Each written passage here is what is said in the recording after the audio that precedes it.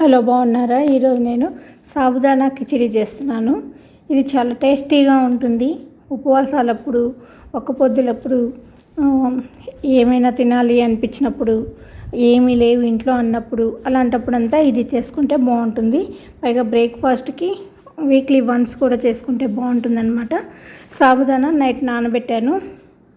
సగ్గుబియ్యం నైట్ నానబెట్టాను అనమాట. మార్నింగ్ పక్కన ఉంచాను. ఇవి పెద్దగా ఉన్న సాబుదానా అయితే బాగుంటాయి.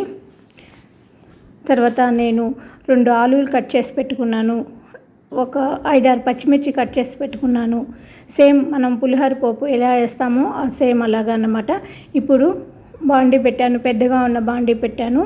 తర్వాత ఆయిల్ వేసాను. పోపు దినుసులు, జీలకర్ర వేసుకుంటే బాగుంటుంది. ఆవాల కన్నా జీలకర్ర ఎక్కువ వేసి, ఆ తర్వాత కొంచెం ఇంగు వేసాను. పల్లీలు వేయించి పక్కన ఉంచుతున్నాను అనమాట.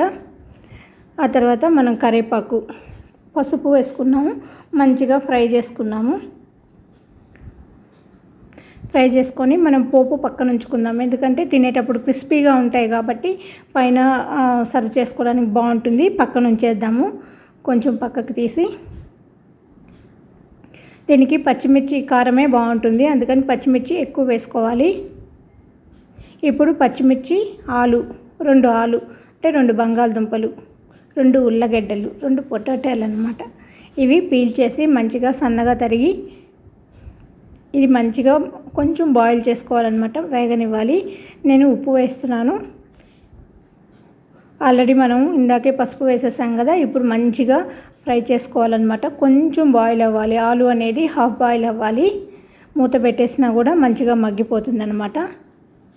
చూసారా, మనకు ఆల్మోస్ట్ కర్రీ లాగా అయిపోయింది. నాకు పచ్చిమిర్చి తక్కువ అనిపిస్తోందని మళ్ళీ ఒక 5 పచ్చిమిర్చి దాకేసాను. దీనికి పచ్చిమిర్చి టేస్టే చాలా టేస్టీగా ఉంటుందన్నమాట.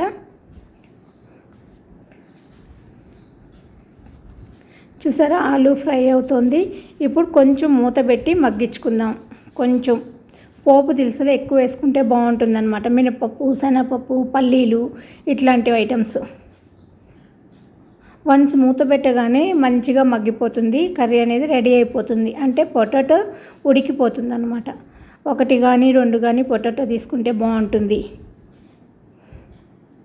ఇప్పుడు సాబుదానా నైట్ నానబెట్టాను కదా, ఉడికిపోయాయి. పెద్దవి కాబట్టి చూసారా, నేను 2 గ్లాసెస్ వేసాను. చాలా ఎక్కువ క్వాంటిటీ అయింది, అందుకని 1 గ్లాస్ దాకా వేసాను అనమాట. ఇప్పుడు ఈరోజు మేము లంచ్కి తీసుకున్నాము. ఏకాదశి రోజు రైస్ తినమన్నమాట, అన్నము తినము. అందుకనేసి గోధుమ రవ్వ ఉప్మా మాత్రమే చేస్తాను ఎక్కువ. ఇప్పుడు ఇది సాబుదానా కిచిడి చేద్దాము. ఇది కూడా ఆప్షన్ అని పెట్టుకున్నాను. ఇది కానీ గోధుమ రవ్వ ఉప్మా కానీ చేసుకోవచ్చు మనం రైస్కి బదులు.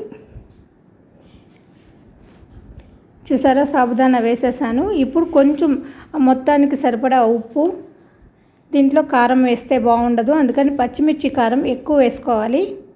చిటిక చక్కెర వేసాను.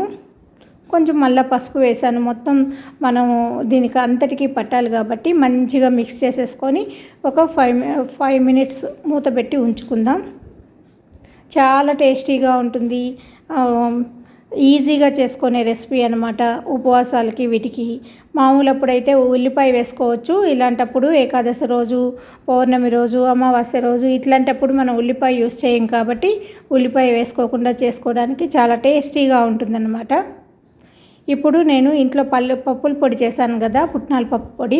ఇది పుట్నాల పప్పు పొడి కానీ పల్లి పప్పుల పొడి కానీ ఏదైనా వేసుకొని మంచిగా పైన చల్లుకొని బాగా కలిపేసేయాలి.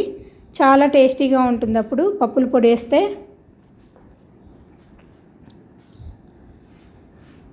నేను 2 స్పూన్స్ పప్పుల పొడి వేసేసాను.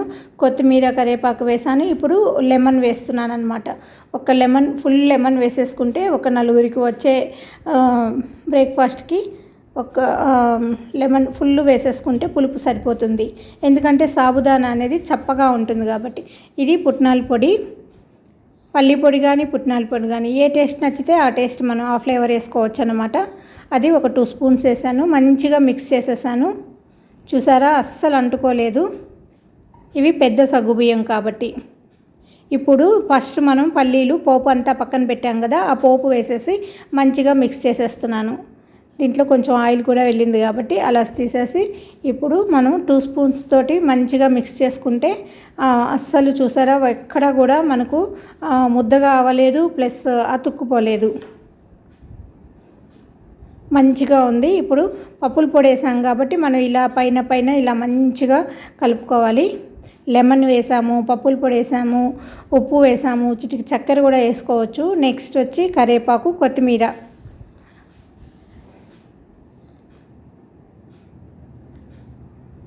చూసారా రెడీ అయిపోయింది. మనం ఇంకా సర్వ్ చేసేసుకోవచ్చు అనమాట. 2 మినిట్స్ మూత పెట్టి ఉంచితే నిమ్మకాయ పులుపు అంతా పట్టేస్తుంది. తర్వాత నేను సర్వ్ చేసేసుకుంటున్నాను. మా నలుగురికి కప్ సర్వ్ వేసేస్తున్నాను అనమాట. పులుపు తక్కువైతే నిమ్మకాయ పిండుకోవచ్చు. ఈ వీడియో మీకు నచ్చినట్లయితే లైక్ చేయండి, షేర్ చేయండి, సబ్స్క్రైబ్ చేయండి. థ్యాంక్ యూ అండి. బాయ్ అండి. ఏకాదశి రోజు కార్తీక మాసంలో ఇంకా ఎప్పుడు మనం ఉపవాసాలు సాటర్డే రోజు మనం లంచ్ తినము అనుకున్నప్పుడంతా ఇది చేసుకోవచ్చు అన్నమాట.